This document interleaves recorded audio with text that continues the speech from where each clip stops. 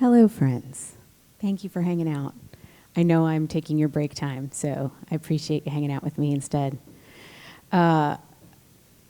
This is the first time I'm giving this particular set of slides, so thank you for workshopping it with me as well. Hi, I work at Netflix. I don't speak for Netflix. I don't get free Netflix, just so you know. None of us does. My name is Lisa Shissler Smith. My pronouns are she, her. I'm wearing a gray dress. I have black hair, and I'm covered in tattoos. I'm an engineering manager. I've been at Netflix for about 3.5 years, and I am not 100% sure how I got the job there, so I can talk to you about what it's like to work there, but not how to get a job there.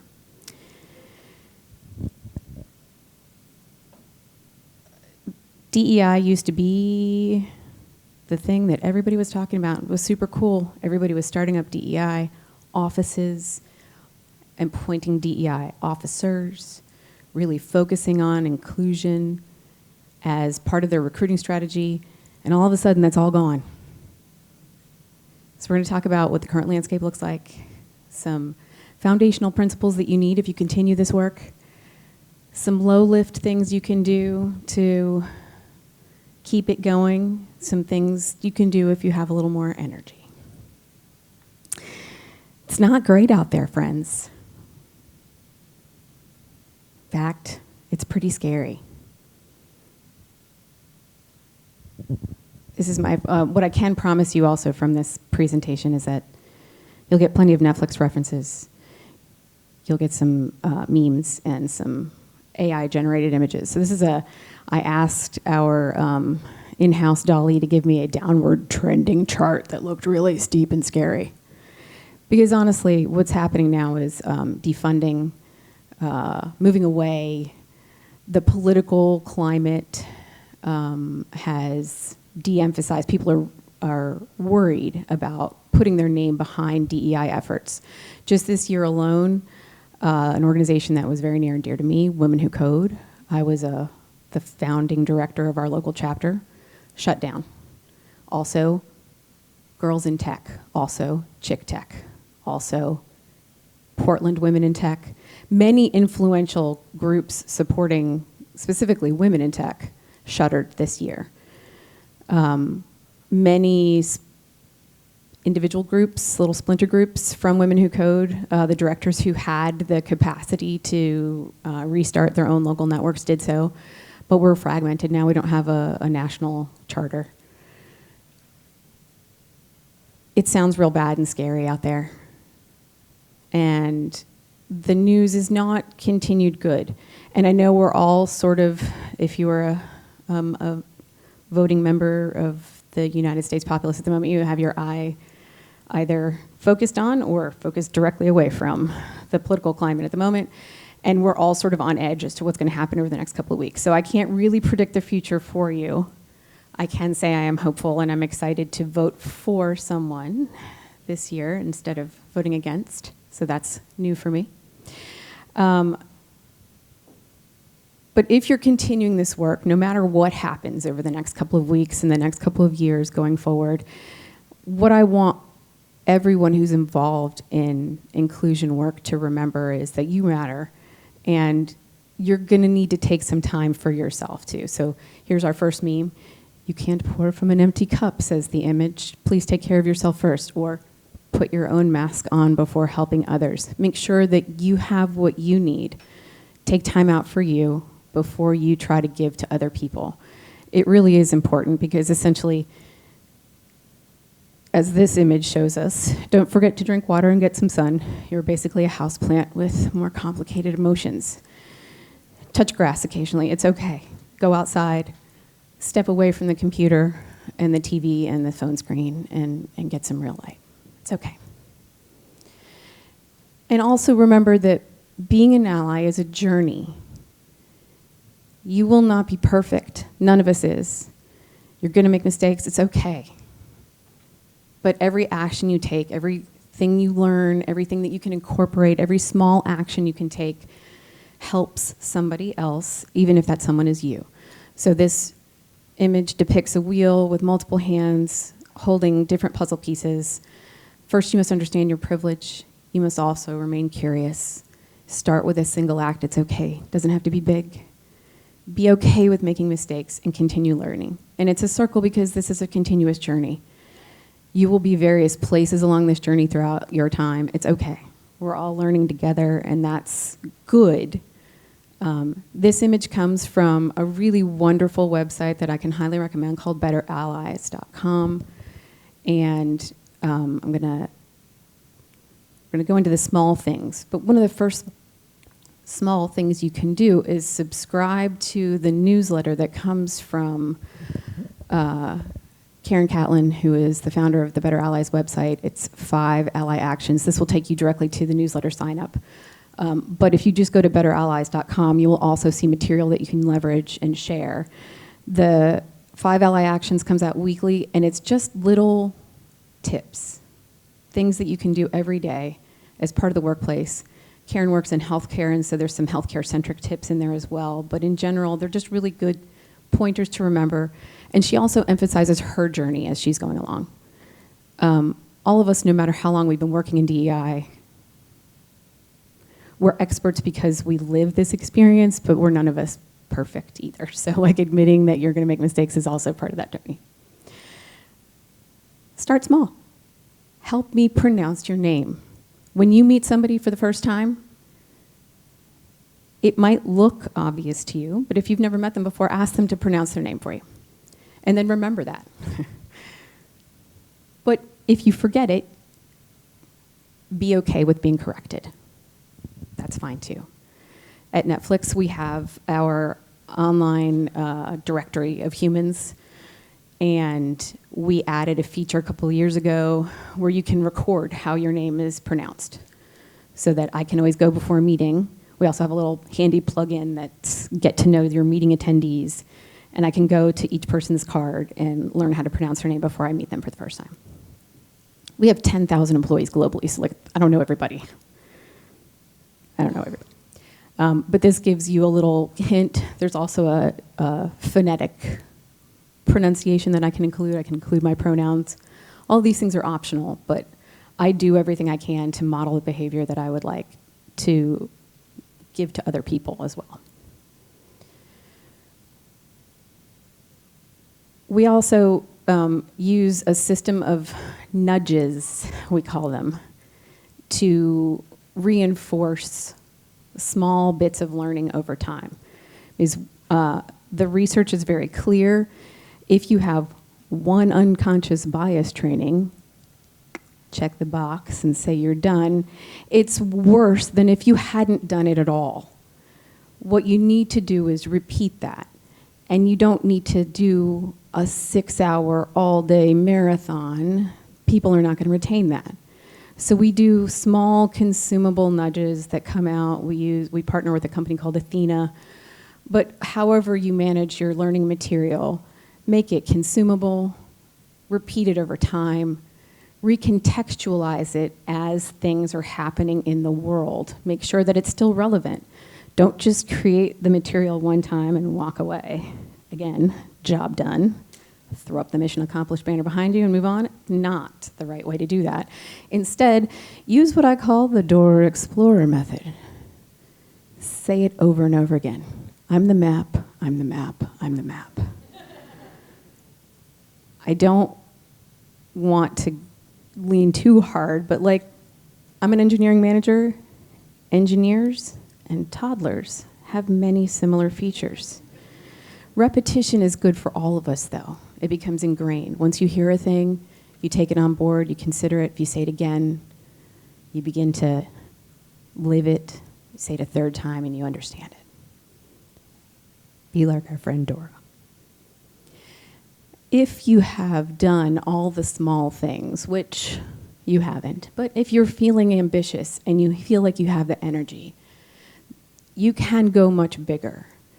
You can focus on what I do. And in my intro, they said, ask me about F1, so of course here, a little F1 for you.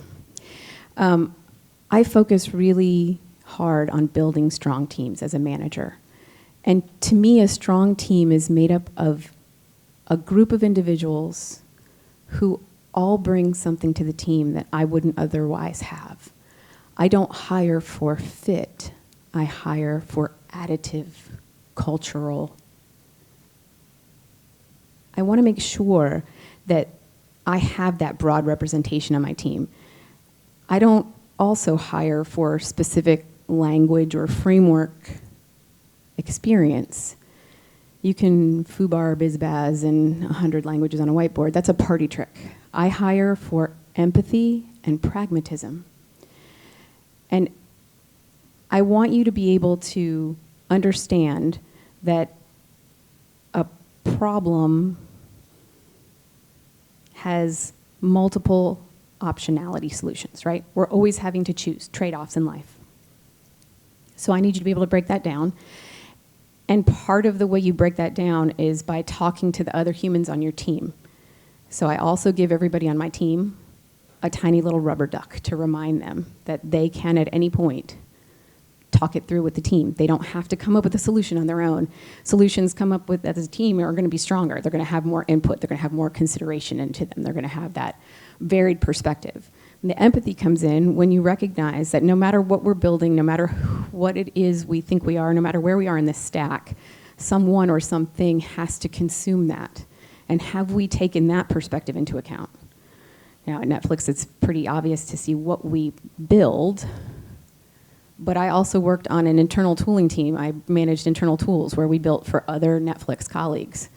And so it wasn't always obvious what the product was.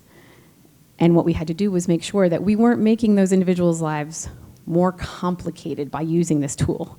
Have we made your day a little more terrible? That's not the way I want to go. I would prefer if we, in fact, either saved you time or saved you cycles or brought your day a little more smoothness throughout it. So I hire for those two things very specifically, and I also reinforce that with the team by calling it out when I see it.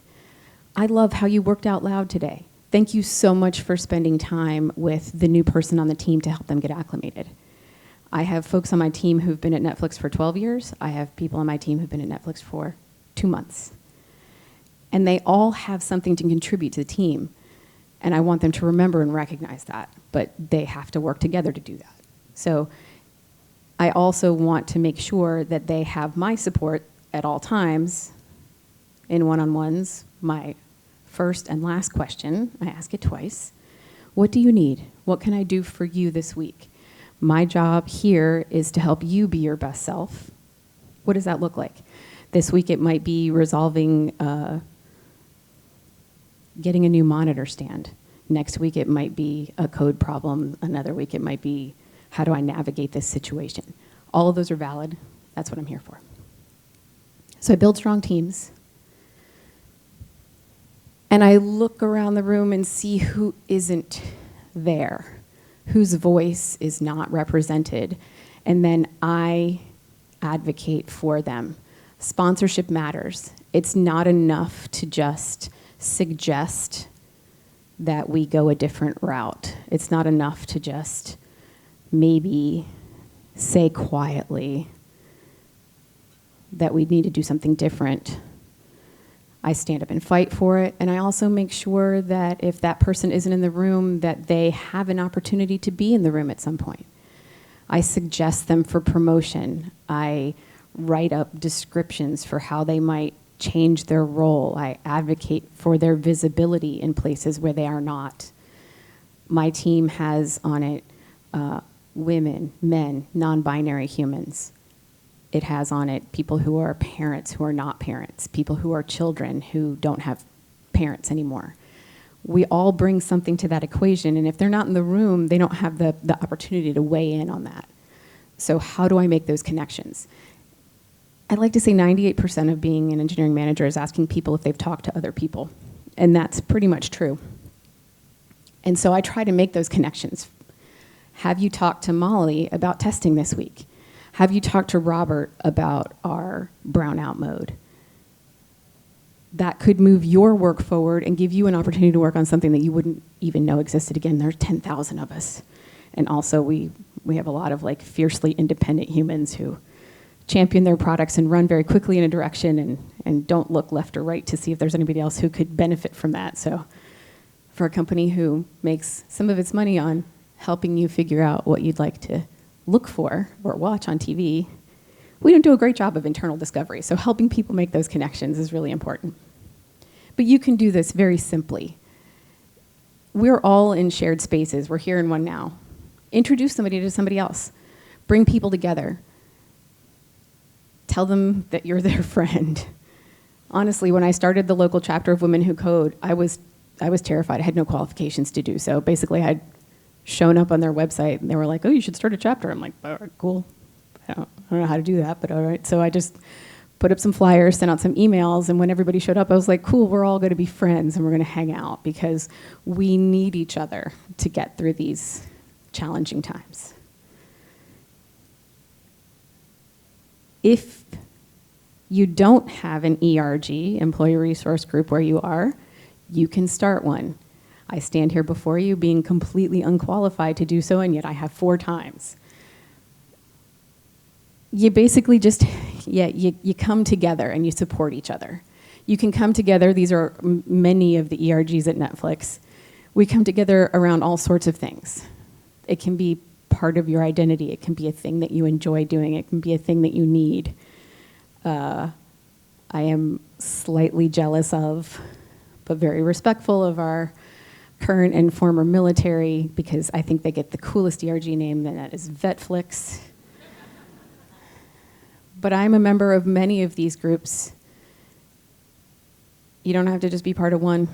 You can hang out with people that matter to you.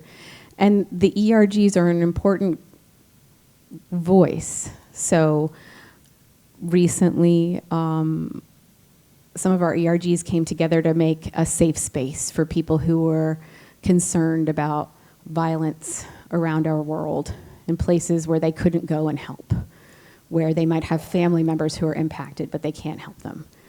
We came together and had time to celebrate cultural heritage months or times that sometimes slide by the calendar unnoticed, or, hey, look, it's whatever month, and then everybody forgets. But we hold events to make sure that those are important and recognized. I'm also a member of the Accessibility ERG because I am losing my hearing. I have a hereditary disease. And so I participate there to make sure that we are paying attention to what everybody needs to consume. Are our captions working properly for internal meetings? Do people have enough descriptive text along with the images that they're showing on the screen? Is it the visibility good enough for people to see? If there isn't a group, you can start one. If you have the energy to do so, it will become a very valuable thing. It's not as hard as you might think. It's not as daunting as you might think. Honestly, especially for Women Who Code, I program selfishly. What's the thing that I want to learn about? I'll find somebody to talk about it. I guarantee you somebody else is going to want to hear about it too. And we'll all hang out and we'll hear about it together, and it'll be great. You can do that around anything. It helps sometimes if you offer food. Or swag, or both. People will do a lot for stickers. We can get stickers pretty easy. I am happy to answer questions. I don't know if we have much more time here, but I'm happy to answer questions. But that right there is my LinkedIn. If you want to connect with me, I'm happy to do so.